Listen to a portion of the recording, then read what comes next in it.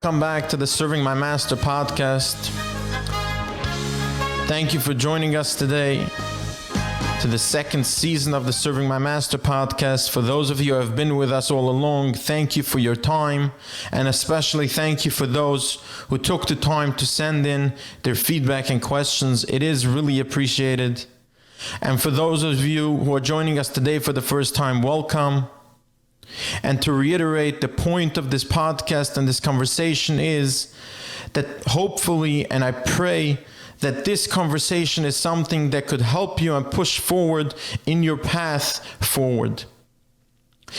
In our first season, we discussed the history that we know, the history of creation, the history of the humankind and of the human condition, and how all of it was intended and indeed created for one purpose: to be in the service of the master of the world, and to create the opportunity and the condition to have a perfect servant in a perfect world. And how today, through history, how we got to a point where we indeed are in a position that we can fulfill that ultimate goal, that we could become the ultimate servants.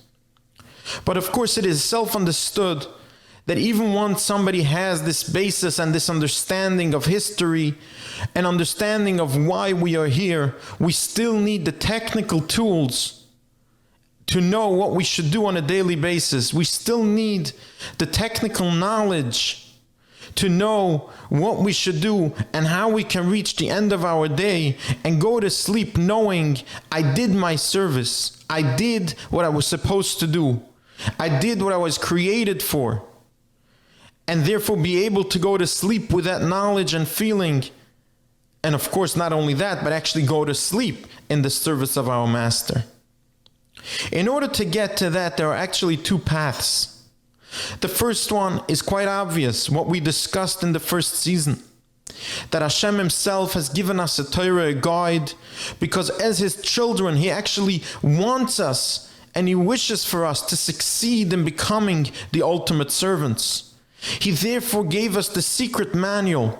He gave us the secrets to know how, with what actions, with what deeds can we reach this ultimate service and fulfill the purpose of creation and fulfill the purpose of the universe, and with that get the ultimate reward of returning and becoming the ultimate servant in service of our Master, the Master of the universe. The other path, and these are not exclusive but actually work together, is to look into creation itself as we did in our first season and try to see these small signs and signals that the more we look at them and the more we focus at them, we realize and internalize that there are actually messages for us to see in this world, how to perceive this world, and how to use them as tools to become better servants. In this season, the second season of the Serving My Master podcast, we will focus on the former. Try to go through a certain amount of mitzvahs, of commandments that were given to us in the Torah that teach us how to lead our lives and how to look at everything that comes upon us, whether it's an obstacle or a challenge, anything or a joy or a pleasure in this world, and how to look at it with the lens of a servant. But before we get there, I would like to point out one thing from this other path, from trying to look at nature itself. And the reason for this is that whilst we can use the knowledge and understanding of the history that we know to understand that the purpose of this world and our purpose in this world is to be of service to Hashem, it is also important for us to try to internalize that this is actually the only path forward. This is the only way that we can actually, as we discussed before, go to sleep at night and have that knowledge and therefore feeling, I did what I was supposed to do. Moreover, this is the only path to what we would call today happiness. And this is the knowledge of knowing I did what I was supposed to do. And this one point that I would like to touch is actually something that as soon as we open our eyes to it, we see it all around us. You see, human nature itself is actually something that's pulling extremely not only towards service, but actually even towards enslavement. If we look around us, if we look at ourselves, sometimes we can see that people have given themselves over to a certain idea, to a certain goal, and they're ready to enslave themselves towards that goal without holding anything back. Sometimes you will see someone who decided they would like to become a millionaire. They would like to become extremely wealthy. And they will enslave themselves to that idea to a literal level. They will give up joy and pleasure. They will give up family. They will give up everything in their lives in order to get to this goal. All because they decided on their own to enslave themselves to an idea. And this is just one example. People have been doing this forever. In many ways, people want to reach power, people want to reach honor, and they decide on these goals and destinations, and they are willing to an incredible level to give up everything to reach these goals. Because indeed, our nature was created to be in service of something. And unfortunately, when we don't know what we should be in service of, we try to enslave ourselves to ideas that give us meaning.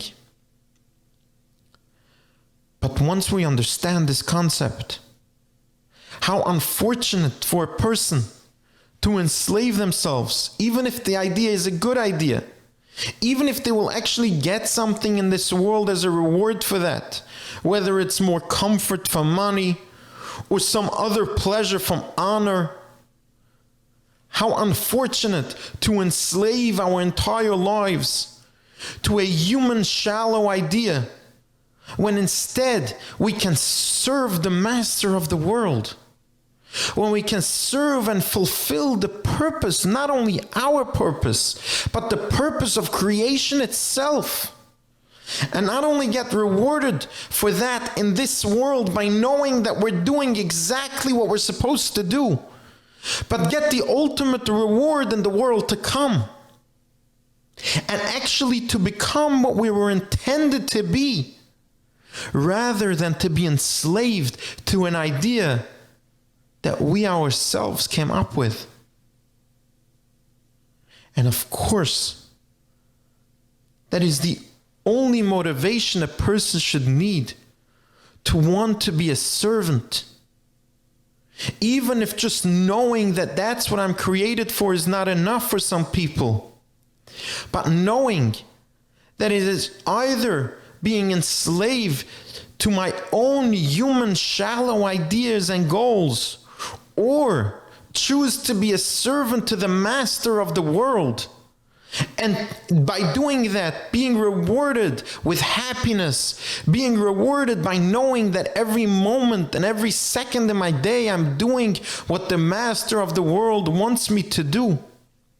And therefore, I'm fulfilling his will. I'm fulfilling my destiny. And not only that, but I will also be rewarded for that. How joyful is such a life? How meaningful is such a life? And with that, hopefully tomorrow we will start trying to go through some of the technical guidance that Hashem has given us in His manual, in the Torah, trying to teach us how we can lead our lives in a way that we will always do and always be in service of Hashem. Thank you for joining me today, and I look forward to your questions and your feedback and to continuing this discussion with you. Thank you and have a wonderful day.